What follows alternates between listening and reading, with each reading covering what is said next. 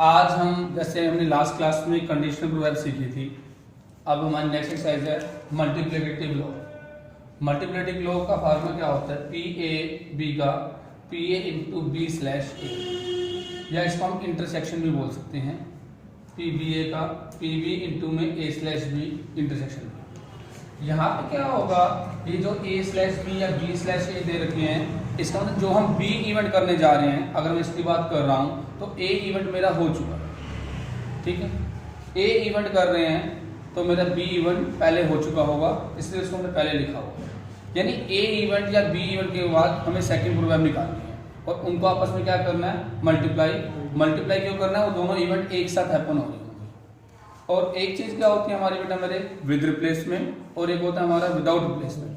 With replacement का मतलब मैंने जो कार्ड निकाला या जो भी इवेंट किया उसको वापस पुट कर दिया, और विदाउट रिप्लेसमेंट में क्या होता है बेटा मेरे, हमने जो निकाला उसको रिप्लेस नहीं किया, ठीक है।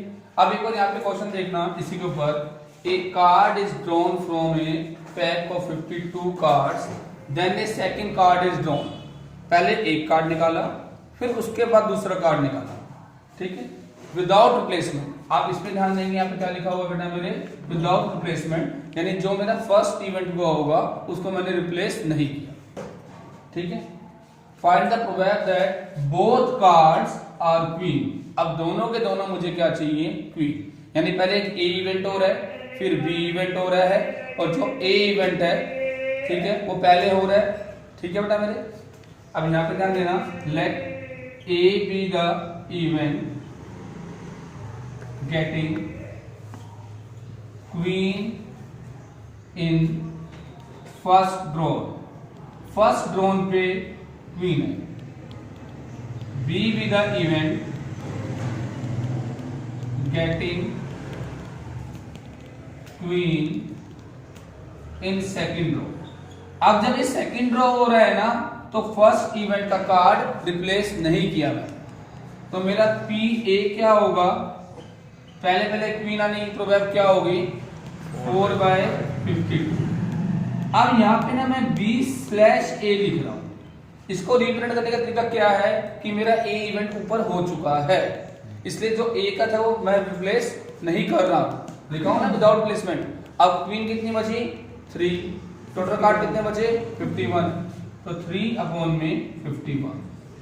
अब क्या पूछेगा उसने? बोथ आर क्वीन, दोनों के दोनों क्वीन चाहिए, तो पी ए इंटू में पी बी स्लैश ए, ठीक है जी। पी ए कितना है?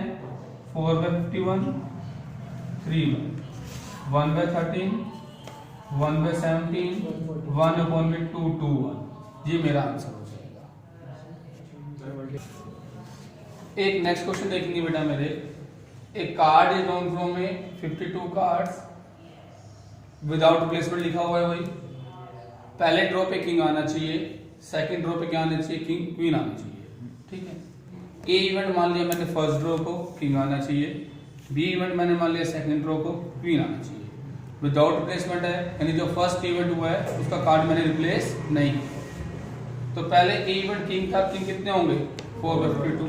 अब एक कार्ड तो कम हुआ, वो कौन सा कम हुआ? किंग का, ठीक है। टोटल कार्ड कितने हो गए? अब 51। तो रेस्ट ऑफ कार्ड कितने हैं? 51। मुझे निकालना क्या है? सेकंड में क्वीन, 4/51, ठीक है जी। तो one is red, one is king, या इसको ए भी लिख सकते हैं, या हम A slash A intersection B भी लिख सकते हैं। इसका फॉर्मूला ये हो जाएगा P A P B slash A. 4/52, 4/51 multiply कर लिया, आपका आंसर आ जाएगा, ठीक है। अब एक बैग में 5 वाइट है, 7 रेड है, 8 ब्लैक बॉल्स हैं। 4 बॉल्स रन कर रहे हैं 1 by 1, यानी इन सक्सेशन है, 1 by 1 कर रहे हैं, एक एक करके निकाल रहे हैं, एक साथ नहीं निकाल रहे हैं। अगर एक साथ निकालते तो वहां पे कॉम्बिनेशन अप्लाई करता है, यहाँ पे हम एक एक करके निकाल रहे हैं। विदाउट रिप्लेसमेंट, वापस रिप्लेस भी नहीं कर रहे हैं, हमें सारी बॉल व्हाइट चाहिए। तो मैंने ए इवेंट मान लिया व्हाइट का, बी भी सेकंड ड्रॉ पे व्हाइट, सी भी थर्ड ड्रॉ पे व्हाइट, डी फोर्थ ड्रॉ पे व्हाइट। अब इसका मतलब अगर मैं यहाँ पे ध्यान रखना, पी ए टोटल बॉल्स कितनी थी व्हाइट? 5, टोटल वैसे कितनी है? 25/20। जब मैं बी इवेंट निकालने जा रहा हूं तो ए इवेंट ऑलरेडी हैपन, तो B/A लिख देंगे। अब टोटल वाइट कितनी बच गई 4/19। फिर C/AB, इस AB का मतलब है A और B both event happen. D/ABC फिर तीनों इवेंट हैपन हो चुकी है, इसलिए यहाँ पे 3 बॉल कम होगी। ठीक है, सबको आपस में मल्टीप्लाई कर देंगे, ये आपका आंसर आ जाएगा।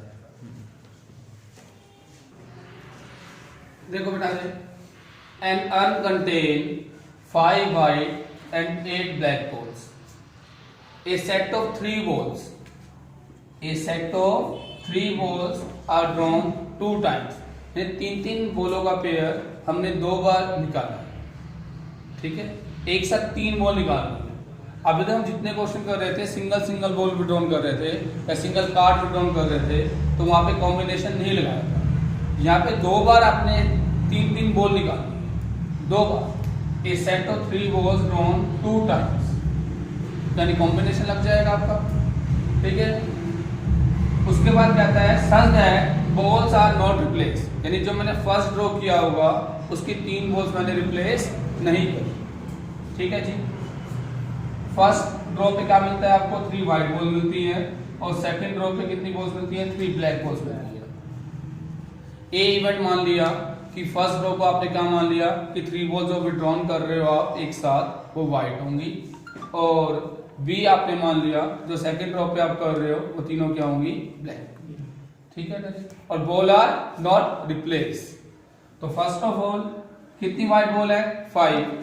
अब कॉम्बिनेशन लगेगा आपका बेटा मेरे, क्योंकि एक साथ 3 बॉल निकाल रहे हो। 5C3 अपॉन में 13C3, तो मैंने सोल्व करने का आपको शॉर्टकट बता रखा है। 5C3 है, 3 टाइम ओपन कर दो, 5 4 3 3 2 1। अब 13C3 को ऐसे करोगे 13 12 1 11, नीचे 3 2 1, सिंप्लीफाई किया आपका 5 1 143 आ गया। अब टोटल में से 3 बॉल आपके पास जा चुकी हैं। अब आपके पास कितनी बॉल्स हैं 10। अब मुझे ब्लैक बॉल चाहिए। क्या चाहिए बेटा मेरे 8C3 अपॉन में 10C3। 10 क्यों हुआ, टोटल में से 3 विड्रॉन हो चुकी है। इसको सोल्व किया आपका 7/15 आ गया। सोल्व करने का तरीका भाई 3 टाइम ओपन करेंगे 8 7 6 3 2 1 10 9 8 3 2 1। ठीक है जी, सोल्व किया आपका ये आ गया। आप ए भी निकाल दोगे, ये आपका आंसर आ जाएगा। ठीक है, एक बार अगर सोल्व करने का तरीका देखना चाहते हो, ये 5C3 दे रखा है, तो 3 टाइम ओपन करो 5 4 3 3 2 1, जो कैंसिल होता है कैंसिल कर दो, बाकी बचा आंसर आ जाएगा। बेटा जी ये आज की क्लास का लास्ट क्वेश्चन है, एक बार सभी ध्यान देंगे। मेरे पास ना 2 बैग है, एक बार क्वेश्चन इसी में सुनने एक बार। मेरे पास 2 बैग है, फर्स्ट बैग और सेकंड बैग।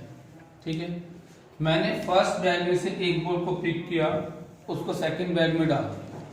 ठीक है जी, पहले बैग में से मैंने एक बॉल निकाली और मैंने सेकंड बैग में डाल दिया।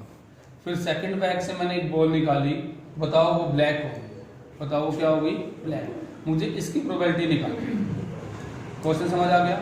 मैंने यहाँ से एक बॉल निकाली विदाउट नोटिस इट्स कलर या विदाउट अनसीन, मैंने उनको देखा नहीं, मैंने सेकंड बैग में डाल दिया। फिर सेकंड बैग से मैंने एक बॉल निकाली, वो ब्लू हो गई। तो ऐसे क्वेश्चन में आपको सेकंड बैग की प्रोबेब पता होती है, तो आपके चांसेस क्या हैं एक बार खुद सोचें। प्रोबेब का मतलब है जितने आप पॉसिबल चांस हो सकते हो, ठीक है, उनको बताओ। तो यहाँ पे केस 1 क्या हो सकता था, यहाँ से रेड बॉल आती, मैं रेड को सेकंड में पुट अप करता, फिर यहाँ से मैं एक बॉल निकालता, वो मुझे ब्लैक चाहिए। मुझे यहाँ से रिजल्ट पता है ब्लैक बॉल चाहिए। केस 1 ये हो सकता था, केस 2 ये भी हो सकता है बेटा मेरे, यहाँ से ब्लैक आती, ब्लैक ही पुट अप की जाती, और यहाँ से जो बॉल निकलेगी सेकंड बैग से वो कौन सी होती ब्लैक। इसके अलावा कोई और केस हो सकता है, नहीं हो सकता। तो यानी या तो E1 होगा, इसको हमने E1 से डिनोट कर दिया, इसको मैंने E2 से डिनोट कर दिया, या तो E1 केस होगा या तो E2 केस होगा। तो हम यहाँ लिखेंगे और आ रहा है E1 और E2। एक बात हमेशा याद रखना, हमेशा बॉल निकालने की प्रोबेब होती है, किसी के अंदर बॉल डालने की प्रोबेब कभी भी नहीं होती। ठीक है, तो यहां से अगर रेड बॉल आती तो रेड बॉल आने की प्रोबेब क्या होती 4/7। यहाँ पे रेड डाल दी मैंने, पर मुझे अब यहाँ से निकालने क्या है बेटा मेरे ब्लैक।